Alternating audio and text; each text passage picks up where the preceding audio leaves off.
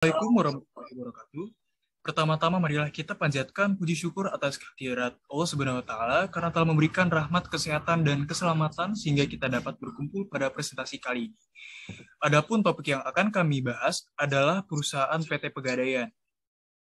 Sebelumnya izin memperkenalkan diri, nama saya Ahmad Aulia Rahman yang akan bertugas sebagai moderator pada presentasi hari ini.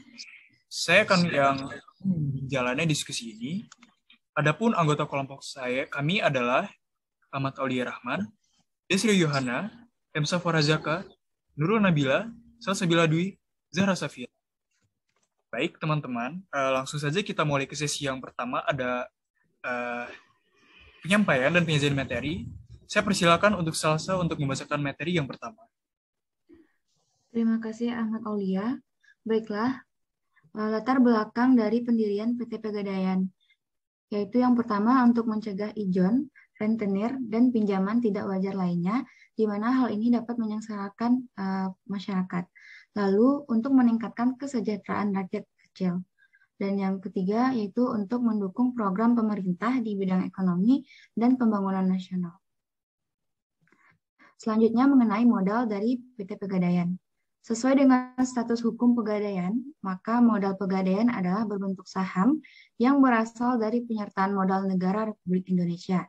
Dengan demikian, saham Pegadaian 100% sepenuhnya dimiliki oleh negara Republik Indonesia yang diwakili oleh Pemerintah Republik Indonesia atau Kementerian Badan Usaha Milik Negara BUMN, di mana negara Republik Indonesia menjadi entitas induk akhir.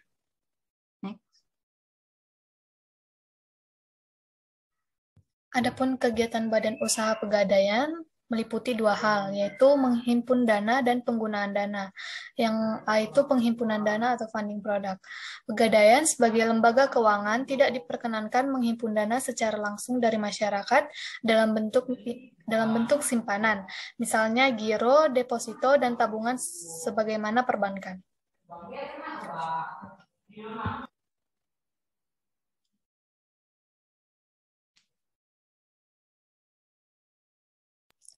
Untuk memenuhi kebutuhan dananya untuk melakukan kegiatan usaha, maka Pegadaian memiliki sumber-sumber dana sebagai berikut. Yang pertama itu modal sendiri yang terdiri dari A. Modal awal, yaitu kekayaan negara di luar APBN, B. Penyertaan modal pemerintah, C. Laba ditahan. Laba ditahan ini merupakan akumulasi laba sejak perusahaan Perum Pegadaian ini berdiri. Yang kedua itu pinjaman jangka pendek dari perbankan.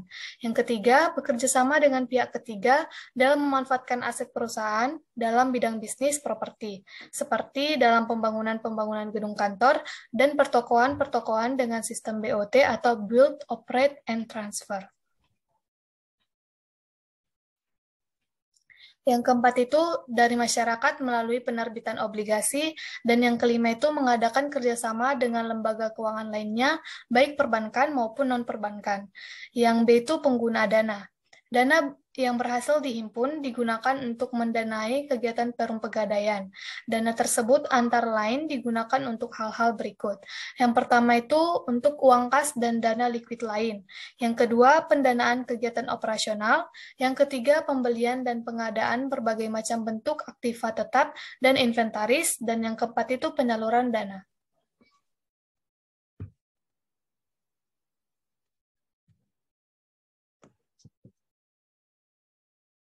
Selanjutnya ada sumber daya manusia PT Pegadaian, dimulai dari struktur organisasi, dimulai dari direktur utama, dilanjut eksekutif GM Teknologi Informasi, direktur 1 ada produk dan pemasaran, direktur 2 operasional dan penjualan, direktur 3 logistik dan properti, direktur 4 keuangan, direktur 5 human capital and complaints, dilanjut kepala satuan pengawasan intern dan sekretaris perusahaan.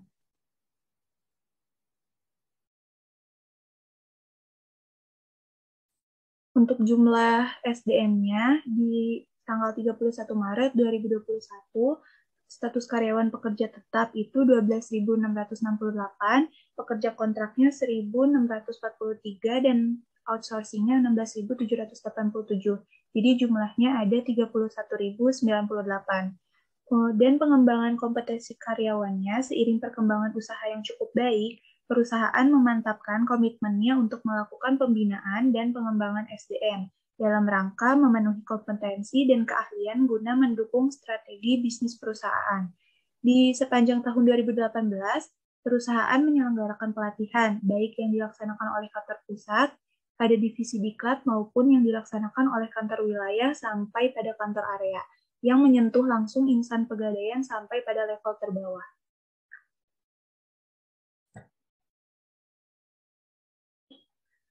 Untuk job specification-nya, yang pertama, pendidikan minimal yang dipersyaratkan adalah SLTA, D3, S1 dari berbagai jurusan.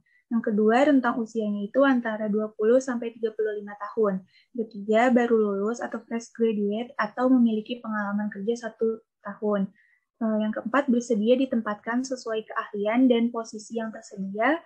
Yang kelima, komunikatif dan berpenampilan rapi. Keenam, dapat bekerja secara tim dan memiliki integritas yang baik. Dan yang terakhir, mampu mengoperasikan program Microsoft Office.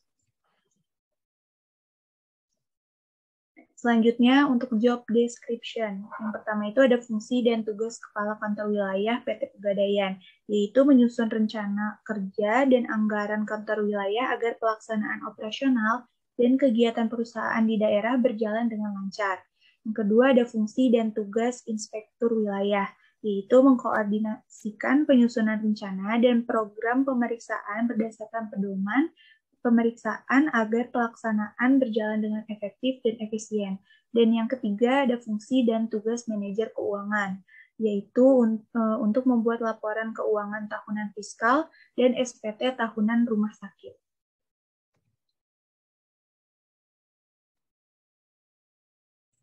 Selanjutnya ada standar dan metode mengukur prestasi kerja atau manajemen kinerja badan usaha. Penilaian kinerja adalah suatu sistem formal dan terstruktur yang digunakan untuk mengukur, menilai, dan mempengaruhi sifat-sifat yang berkaitan dengan pekerjaan, perilaku, dan hasil serta ketidakhadiran. Yang pertama, umpan balik pelaksanaan kerja memungkinkan karyawan, manajer, dan departemen personalia dapat memperbaiki kegiatan-kegiatan mereka demi perbaikan prestasi kerja. Yang kedua, evaluasi prestasi kerja membantu para pengambil keputusan dalam menentukan kenaikan upah, pemberian bonus, dan bentuk kompensasi lainnya. Yang ketiga, penilaian tersebut berperan sebagai umpan balik tentang berbagai hal seperti kemampuan, kelebihan, kekurangan, dan potensi yang ada pada gilirannya bermanfaat untuk menentukan tujuan, jalur, rencana, dan pengembangan karirnya. Next. Prestasi kerja. Menurut Ajabar dalam buku Manajemen Sumber Daya Manusia 2020, dalam bahasa Inggris, penilaian prestasi kerja karyawan disebut performance appraisal, yang merupakan bentuk proses organisasi untuk melakukan evaluasi terhadap kinerja atau prestasi karyawan ketika melakukan pekerjaannya. Prestasi kerja menjadi salah satu tolak ukur keberhasilan dalam mengelola sumber daya manusia. Ini merupakan kondisi objektif karyawan dalam bekerja dan tampak pada hasil kerjanya. Oleh karena itu, semakin tinggi prestasi kerja, maka kerjanya akan semakin efisien dan efektif. Sebaliknya, apabila prestasi kerjanya rendah, maka hasil kerjanya akan menjadi kurang efisien dan kurang efektif. Suatu instansi atau perusahaan tentunya memiliki tujuan. Tujuan inilah yang membuat penilaian prestasi kerja yang memungkinkan para karyawan untuk mengetahui bagaimana prestasi kerja mereka dan sejauh mana hasil kerja mereka dinilai oleh atasan. Menurut Hasibuan 2011, bahwa promosi jabatan berarti perpindahan yang memperbesar wewenang dan tanggung jawab ke jabatan yang lebih tinggi di dalam suatu organisasi yang diikuti dengan kewajiban, hak, status, dan penghasilan yang lebih besar. Apakah prestasi kerja selama ini sudah sesuai dengan standar? Dalam tahapan ini, atasan menentukan beberapa tugas pokok yang paling utama yang diperoleh dari job description. Masing-masing karyawan dari tugas utama tersebut kemudian ditentukan standar pencapaian atau sasarannya, yaitu mencerminkan sasaran departemen dan sasaran perusahaan. Sasaran atau standar pencapaian kerja yang baik harus memenuhi komponen-komponen sebagai berikut. Yang pertama, kualitas mutu yang diharapkan. Yang kedua, kuantitas atau jumlah yang menjadi target. Yang ketiga, biaya yang ditargetkan. Yang keempat, waktu pencapaian. Silakan dilanjut. Apabila prestasi kerja lebih rendah dari standar, tindakan korektif apa yang selama ini dilakukan?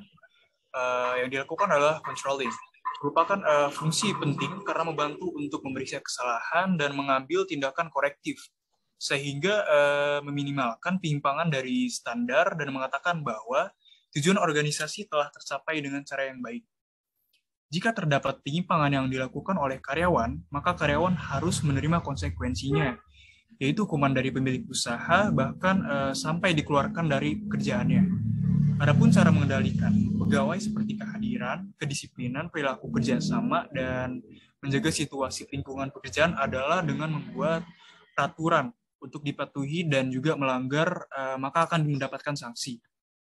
Adapun hal yang dilakukan perusahaan terhadap karyawan ini adalah memberikan sanksi proses pelatihan dan pengembangan yang dilakukan di perusahaan dengan melakukan pelatihan mulai dari 2-3 kali, serta mengundang narasumber yang kompeten bahkan dari luar negeri sekalipun.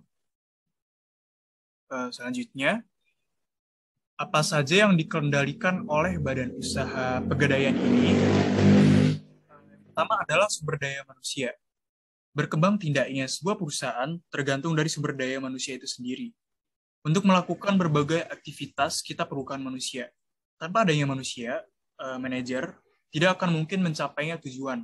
Harus diingat bahwa manajer adalah orang yang mencapai hasil melalui orang-orang lain. Yang kedua ada tata kerja. Untuk proses pelaksanaan kerja, perlu adanya tatanan rencana kerja yang matang. Tata kerja ini digunakan sebagai acuan pengelola untuk melaksanakan kegiatan operasional perusahaan supaya apa yang telah direncanakan dapat terrealisasikan dengan baik. Yang ketiga, ada implementasi fungsi manajemen. Dalam meningkatkan kinerja perusahaan, karyawan masing-masing memiliki tugas dan fungsi sesuai dengan pembagiannya. Menyusun dan mengkoordinasikan kegiatan yang dilakukan dengan melakukan perencanaan terlebih dahulu. Setelah semua rencana dilakukan, maka semua kegiatan dievaluasi. Kemudian ada faktor-faktor yang menjadi penghambatnya. Dalam penerapan fungsi manajemen di PT Pegadaian, ada faktor yang menghambat jalannya fungsi manajemen, khususnya pada fungsi perencanaan, yaitu kredit macet. Nah, kredit macet sering kali dialami oleh setiap lembaga keuangan, tidak terkecuali oleh PT Pegadaian. Oke, demikian presentasi yang kelompok kami presentasikan. Mari kita mengucapkan hamdalah. Alhamdulillahirrahmanirrahim. Saya sebagai moderator mohon maaf atas kekurangannya dan terima kasih untuk perhatiannya. Wassalamualaikum warahmatullahi wabarakatuh.